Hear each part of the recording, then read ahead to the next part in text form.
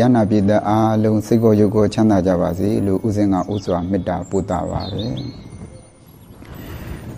ဒီလောက်ကလေးသိရင်မဆိုးပါဘူးလို့အမည်ပေးထားတဲ့တရားလေးတစ်ပုဒ်ကိုဟောကြားနာကြရအောင်တရားမဟောခင်ဦးစင်းတို့တရားနာပြည်သက်တွေကိုဦးစင်းကပုံမြင်လေးတစ်ပုဒ်လောက်ပြောပြအောင်ဂျပန်နိုင်ငံမှာဖြစ်ခဲ့တဲ့ပုံမြင်လေးပေါ့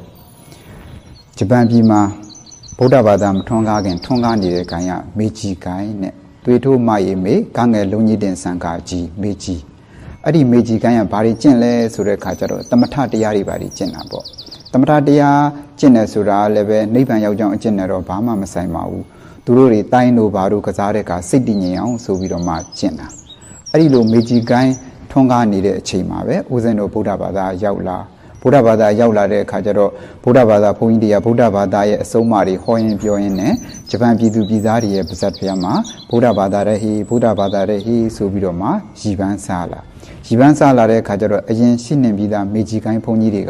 ကတိတ်ပြီးမကျေနပ်တော့ဘူးအစင်လာကြီးမားခဲ့တဲ့ငါတို့မေဂျီကိုင်းတဲ့ဗုဒ္ဓဘာသာကဘာမှန်းတာလုံလို့လဲကွာလာသွားမယ်သွားမိမယ်ဆိုပြီးတော့မှမေဂျီကိုင်းဘုန်းကြီးတွေကဗုဒ္ဓဘာသာဘုန်းကြီးတွေရှိတဲ့ရှိကိုချီတက်ခိုင်းတာဟိုရောက်တဲ့အခါကျတော့ရင်ကြီးကြီးတိမ်တိမ်မှု့မှု့ပါပဲမေဂျီကိုင်းဘုန်းကြီးတွေကဗုဒ္ဓဘာသာဘုန်းကြီးတွေကိုစားပြီးမေးလိုက်တယ်အရှင်ဘုရားတို့ဗုဒ္ဓဘာသာရဲ့လူရင်းအနှစ်ချုပ်ကိုပြောပြစမ်းပါတဲ့အဲ့တော့ဦးဇင်းတို့တရားနာပြည်သက်တွေလည်းပဲဗုဒ္ဓဘာသာရဲ့လူရင်းအနှစ်ချုပ်ပြောပြပါဆိုလို့ရှိရင်ဘယ်လိုဖြေမလဲအဲ့တော့လှုပ်ခနဲ့ဆိုရင်တော့ကြောင်းသွားတတ်တယ်၅ပါးသီလထင်လို့ထင်တရဏဂုံ၃ပါးထင်လို့ထင်နော်အဲ့တော့တကယ်တမ်းကျတော့မဟုတ်ဘူးလေမြတ်စွာဘုရားပထမဆုံးအကျင့်တာဝကတဏ္ဍိပါဒလို့ခေါ်တဲ့ပထမအကျင့်စီဝေကြီးမှာမြတ်စွာဘုရားဟောခဲ့တဲ့တရား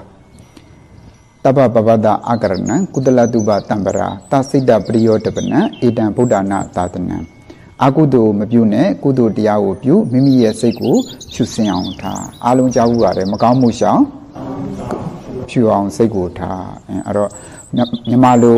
တိုက်ရိုက်ပြန်မယ်ဆိုလို့ရှိရင်တော့အကုသိုလ်မပြုနဲ့ကုသိုလ်တရားကိုပြုမိမိရဲ့စိတ်ကိုဖြူစင်အောင်ထားဒီ၃ချက်ပေါ့အဲ့တော့စောစောကပြောခဲ့တဲ့ဦးဇင်းရွတ်ပြတဲ့ဂါထာလေးကိုရွတ်ပြပြီးတော့မှဦးဇင်းတို့ဗုဒ္ဓဘာသာဘုန်းကြီးကအကုသိုလ်မပြုနဲ့ကုသိုလ်တရားကိုပြုမိမိရဲ့စိတ်ကိုဖြူစင်အောင်ထားဒါဗုဒ္ဓဘာသာရဲ့လူရင်းအနှစ်ချုပ်ပါပဲအဲ့ဒီလိုလဲပြောလဲပြရောမေဂျီကိုင်းဘုန်းကြီးကဗာပြန်ပြောလဲဆိုတော့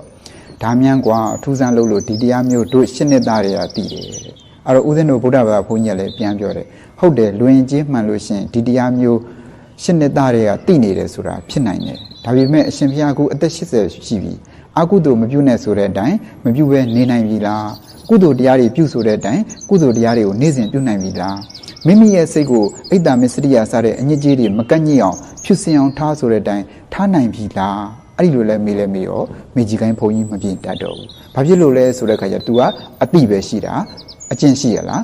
အကျင့်မရှိဘူးအဲ့တော့ဒီပုံပြင်လေးမှာဦးဇင်းပြောချင်တာကဗုဒ္ဓဘာသာရဲ့လူရင်းနှစ်ချုပ်ပါဗုဒ္ဓဘာသာရဲ့လူရင်းနှစ်ချုပ်ကအ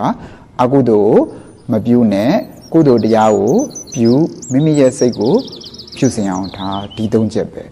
အဲ့တော့မှန်းတော့ဗုဒ္ဓဘာသာဝင်တယောက်အနေနဲ့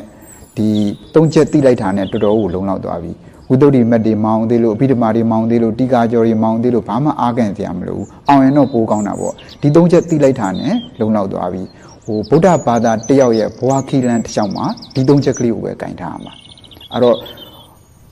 ဒါကြောင့်ကိုကဘာပဲလှုပ်ဘာပဲပြောဘာပဲတွေးဒီ၃ချက်နဲ့ပဲညှိကြည့်ရမှာဒီ၃ချက်နဲ့ညှိရင်လှုပ်လိုက်မညှိဘူးဆိုလို့ရှိရင်နော်မလှုပ်နဲ့တော့အဲ့တော့တခါတလေဦးဇင်းတို့တရားနာပြည့်တဲ့ဘဝမှာစုံဖြတ်ရခက်လက်အတွက်ပြဿနာတွေပါလေကျုံမနေရဘူးလားကျုံနေရတယ်အဲ့ဒီလိုကျုံနေရတဲ့အခါမျိုးမှာဒီ၃ချက်နဲ့ပဲညှိကြည့်ရမှာအကုသိုလ်မပြုနဲ့ကုသိုလ်တရားကိုပြုမိမိရဲ့စိတ်ကိုဖြူစင်အောင်ထားဒီ၃ချက်နဲ့ညီလားညီတယ်ဆိုလို့ရှိရင်လှုပ်ချလိုက်မညီဘူးဆိုလို့ရှိရင်နော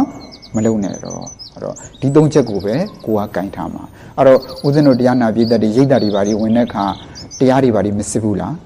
စစ်တယ်တရားရိတ်တာဝင်လို့တရားစစ်တာတပိုင်းပေါ့ကိုကလည်းပဲကိုညတိုင်းအိတ်ခါနေပြီဆိုလို့ရှိရင်နှစ်ဖူးပေါ်လက်တင်ပြီးတော့မှတရားစစ်ရမှာဘလို့စစ်ရမလဲဆိုတဲ့အခါကျတော့စောစောကပြောခဲ့တဲ့ဗုဒ္ဓဘာသာရဲ့လူရင်းအနှစ်ချုပ်ကလေးကိုဂိုင်းပြီးတော့မှစစ်ရမှာနော်အဲ့တော့ငါဒီနေ့အကုသိုလ်တွေမပြုဘဲနေနိုင်ရဲ့လားကုသိုလ်တရားတွေကိုပြုပြရဲ့လားမိမိရဲ့စိတ်ကိုဖြူစင်အောင်ထားပြရဲ့လားဒီ၃ချက်နဲ့ပဲစစ်ရမှာနော်အဲ့တော့ စစ်လိုက်တဲ့အတွက်ဒီနေ့အကုသိုလ်တွေကိုမပြုတ်ဘူးကုသိုလ်တရားတွေကိုပြုတ်တယ်မိမိရဲ့စိတ်ကိုဖြူစင်အောင်ထားဖြစ်တယ်ဆိုရင်နော်ဒီနေ့အတွက်ဈေးစကားနဲ့ပြောမယ်ဆိုရင်နော်ဘာဖြစ်သွားတာတော့မြတ်သွားတာနော်အဲ့တော့ထပ်စစ်တဲ့ကအကုသိုလ်တွေမပြုတ်ပဲနေနိုင်ရဲ့လားကုသိုလ်တရားတွေပြုတ်ရဲ့လားမိမိရဲ့စိတ်ကိုဖြူစင်အောင်ထားပြရဲ့လားနော်စစ်လိုက်တော့အကုသိုလ်လည်းမပြုတ်ဘူးကုသိုလ်တရားလည်းမပြုတ်ဘူးဒီလိုပဲတာရေးသမီးရေးတွေနဲ့တနေ့တာအချိန်ကုန်သွားတယ်ဆိုလို့ရှိရင်နော်ဒီနေ့အတွက်ဈေးစကားနဲ့ပြောမယ်ဆိုရင်ဘာဖြစ်သွားတာတော့ရှုံးသွားတာနော်အဲ့တော့ဦးဇင်းတို့တရားနာပြည်သက်တွေကရှုံးညင်တာလားမြတ်ချင်တာလားမြတ်ချင်တယ်ဆိုလို့ရှိရင်နော်ဒီ၃ချက်လေးကိုဂိုင်းပြီးတော့မှတဆင့်မြတ်သွားအောင်ကြိုးစားရမှာပဲအဲ့တော့ဦးဇင်းတို့တရားနာပြည်သက်တွေကိုဦးဇင်းကမေ့ကြည့်အောင်လူတစ်ယောက်ရဲ့ဘဝမှာကုသိုလ်နဲ့အကုသိုလ်ဘယ်တရားအရေးကြီးဆုံးနော်တာမန်အပြင်တော့ကုသိုလ်တရားအရေးကြီးဆုံးဒီလိုပဲပြောလိုက်မှာပဲအဲ့တော့စောစောကပြောခဲ့တဲ့ဗုဒ္ဓဘာသာရဲ့လူရင်းနှစ်ချုပ်ကိုပြန်ပြောကြည့်ပါအောင်အကုသိုလ်မပြုနဲ့ကုသိုလ်တရားကိုပြုရပြီနော်အဲ့တော့အဲ့ဒီမှာဘယ်ဟာကိုထိတ်ကတင်ထားတော့အကုသိုလ်ထိတ်ကတင်ထားတာအဲ့တော့လူတစ်ယောက်ရဲ့ဘဝမှာကုသိုလ်နဲ့အကုသိုလ်ဘယ်တရားအရေးကြီးဆုံးနော်အကုသိုလ်ကအရေးကြီးဆုံးပဲအကုသိုလ်မဖြစ်ဖို့ပထမဦးစားပေးကုသိုလ်ဖြစ်ဖို့ဒုတိယဦးစားပေးဆိုလိုတာကကုသိုလ်မဖြစ်ရင်နေပါစေအကုသိုလ်မဖြစ်အောင်နော်အဆုထောင်းသိမ်းရမယ်ကုသိုလ်မလုပ်လို့ကုသိုလ်မရရုံပဲရှိမယ်အကုသိုလ်လုပ်လို့ကတော့အကုသိုလ်ရဲ့အပြစ်တွေကတန်းစီမနေဘူးလားတန်းစီနေတယ်အဲ့တော့လူတစ်ယောက်ရဲ့ဘဝမှာကုသိုလ်နဲ့အကုသိုလ်မှာအကုသိုလ်ကအရေးကြီးဆုံးအဲ့ဒါကိုရှင်ထဲမှာထည့်ထားရပါနော်အဲ့တော့ကိုကအကုသိုလ်ရဲ့သဘောလေးကုသိုလ်ရဲ့သဘောလေးလွင်းအနှစ်ချုပ်လောက်သိထားမယ်ဆိုလို့ရှိရင်လည်းပဲမဆိုးပါဘူးအဲ့တော့စာထဲမှာတော့အကုသလံတာဝဇဒုက္ခဝိပါကလက္ခဏာအားလုံးကြားဘူးနေတာပဲအကုသိုလ်ဆိုတာအပြစ်နဲ့တကွာမကောင်းကျိုးကိုပေးခြင်းလက္ခဏာရှိတယ်နောက်တစ်ခါကုသလံအနာဝဇဒုက္ခဝိပါကလက္ခဏာကုသိုလ်ဟာအပြစ်မရှိကောင်းသောအကျိုးကိုပေးခြင်းလက္ခဏာရှိတယ်အဲ့တော့ကိုကတခါတလေအကုသိုလ်စိတ်ဖြစ်တဲ့အခါပဲဖြစ်ဖြစ်အကုသိုလ်ပြုကျင်တဲ့စိတ်ပေါက်တဲ့အခါပဲဖြစ်ဖြစ်ဒါလေးကိုညွတ်နေလိုက်လေဆိုလို့ရှိရင်လည်းပဲအကုသိုလ်ကပျောက်သွားတာများပါတယ်နော်အကုသလံတာဝဇဒုက္ခဝိပါကလက္ခဏာအကုသိုလ်ဟာအပြစ်နဲ့တကွမကောင်းကျိုးကိုပေးခြင်းလက္ခဏာရှိတယ်အကုသိုလ်ဟာအပြစ်နဲ့တကွမကောင်းကျိုးကိုပေးခြင်းလက္ခဏာရှိတယ်အဲ့ဒီလို၃ခါလောက်လေးကျွတ်လိုက်တယ်ဆိုလို့ရှိရင်အကုသိုလ်ပြုခြင်းစိတ်ကလျော့သွားတာများပါတယ်ဘာဖြစ်လို့လဲဆိုတဲ့ခါကျတော့ဒါဘုရားဟောထားတဲ့ပါဠိတွေဆိုတဲ့ခါကျတော့မြတ်စွာဘုရားဟောထားတဲ့တရားလေးတွေကိုပြန်ပြီးတော့မှအောင်ပြုလိုက်လို့ရှိလို့ရှိရင်အကုသိုလ်ပြည့်စုံရင်စိတ်ကလျော့သွားတာပဲအဲ့တော့ပြောချင်တာဒီနေရာမှာဗုဒ္ဓဘာသာရဲ့လူရင်းအနှစ်ချုပ်အဲ့တော့ဗုဒ္ဓဘာသာရဲ့လူရင်းအနှစ်ချုပ်ကအကုသိုလ်မပြုနဲ့ကုသိုလ်တရားကိုပြုမိမိရဲ့စိတ်ကိုဖြူစင်အောင်ထားဒီ၃ချက်လောက်သိလိုက်တယ်ဆိုလို့ရှိရင်လည်းပဲမစိုးပါဘူးအဲ့တော့ကိုယ့်ရဲ့ဘဝခီလန်တစ်လျှောက်ကိုဒီ၃ချက်ကလေးကိုပဲကင်ထားလိုက်ရမှာအဲ့တော့ဘာပဲလှုပ်ဘာပဲပြောဘာပဲတွေးဒီ၃ချက်နဲ့ပဲညှိကြည့်ဒီ၃ချက်နဲ့ညီတယ်ဆိုလို့ရှိရင်เนาะလှုပ်ချလိုက်တော့မညီဘူးဆိုလို့ရှိရင်เนาะမလှုပ်နဲ့တော့ကဲဒီလောက်ဆိုလို့ရှိရင်เนาะအသင့်ပြည့်စုံတော့ပါပြီဦးဇင်းဒီနေ့တရားဟောပြောတော့ကုသိုလ်ကောင်းမှုအဖို့ပါကဒီနိဗ္ဗာန်ကြီးအထောက်ပံ့ဖြစ်ပါစေလို့ဆုတောင်းရင်ဦးဇင်းရဲ့တရားဟောပြောမှုကိုဒီမှာပဲညီကုန်းချုပ်ပါတယ်